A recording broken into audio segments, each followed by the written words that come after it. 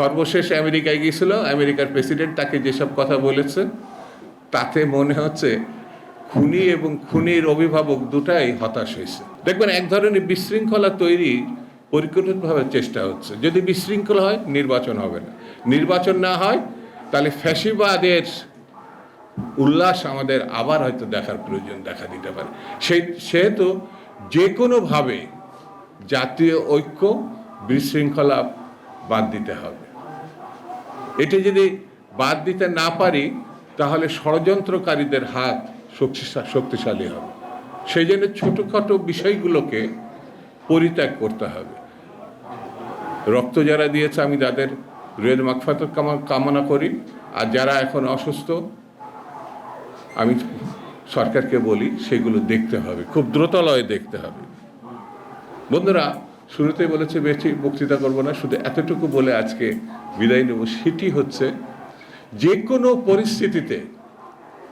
যে কোনো পরিস্থিতিতে বুঝতে হবে বাংলাদেশকে যারা একেবারেই ধ্বংস করে দিয়েছে, অর্থনীতিতে, রাজনীতিতে, সামাজিকতায়, তাদের ব্যাপারে ঢিলা দেওয়া যাবে না, কোনোভাবে ঢিলা দেওয়া যাবে না।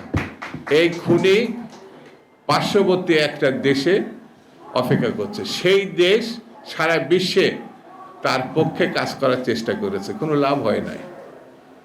সর্বশেষ আমেরিকায় গিয়েছিল, আমেরিকার প্রেসিডেন্ট তাকে যেসব কথা বলেছে তাতে মনে হচ্ছে খুনি এবং খুনির অভিভাবক দুটাই হতাশ হয়েছে।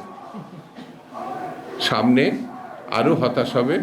গণতান্ত্রিক নির্বাচনের মধ্য দিয়ে গণনির্বাচিত যে ব্যক্তিগুলো আসবে তারা হচ্ছে আইনের শাসন প্রতিষ্ঠা করবে, ভোট এবং ভোটের অধিকার প্রতিষ্ঠা করবে।